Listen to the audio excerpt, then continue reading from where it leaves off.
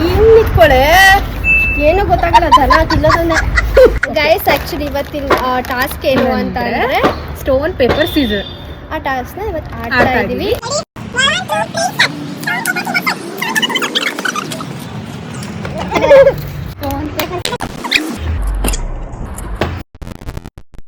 ನನ್ ಕಾಣ್ಬೇಕಣೆ ಹಿಂಗ್ ನಿಂತ್ಕೊಳೆ ಏನು ಗೊತ್ತಾಗಲ್ಲ ದನ ತಿನ್ನೋದನ್ನೇ.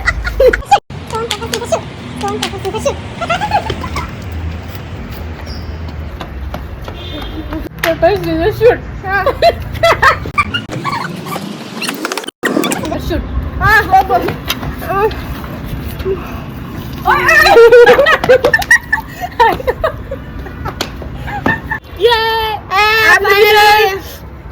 ಏನಿಲ್ಲ, ನಾನು ವಿನ್ನೆ. ನಾನೇ ವಿನ್ನಪ್ಪ. ನಾನು ವಿನ್ನು. ಹೈಯೆಸ್ಟ್ ತಿಂದಿರೋದು ನಾನೇ.